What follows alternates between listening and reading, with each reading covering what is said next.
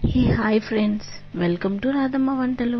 ఇవాళ మనం ఎంతో రుచిగా ఉండే కూరగాయ ముక్కలతో పచ్చడి ఎలా చేయాలో చూద్దాం. ముందుగా పచ్చడికి కావలసిన పదార్థాలన్నీ సిద్ధంగా ఉంచుకోవాలి.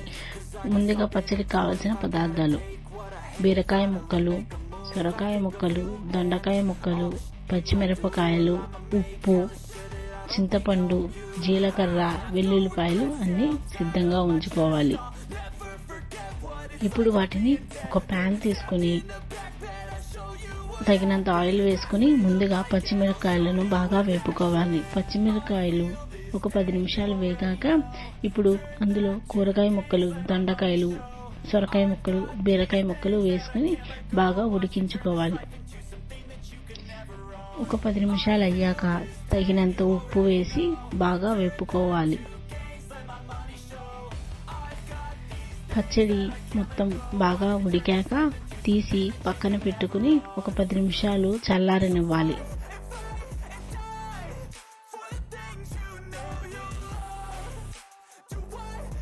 మనకి పచ్చడి చల్లారాక ఇప్పుడు ఒక మిక్సీ జార్ తీసుకుని అందులో వెల్లుల్లిపాయలు,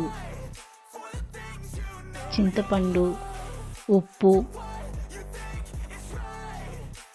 జీలకర్ర, చింతపండు అన్నీ వేసి ముందుగా మనం ఉడికించుకున్న పచ్చడి ముక్కలు కూడా వేసి మిక్సీ పట్టుకోవాలి.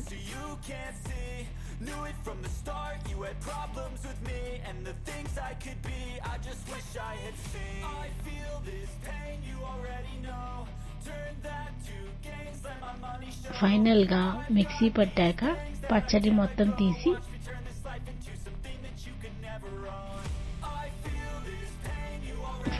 మిక్సీ పట్టుకున్న పచ్చడి మొత్తం తీసి ఒక బౌల్లోకి సర్వ్ చేసుకోవాలి.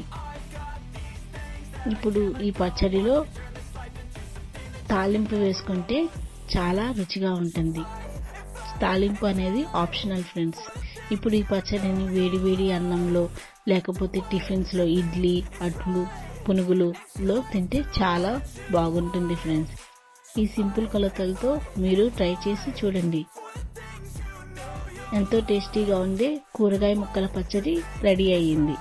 ఇలాంటి మరిన్ని విషయాలు తెలుసుకోవడానికి ఇప్పుడే మన channel please like, share, subscribe friends. Thank you friends.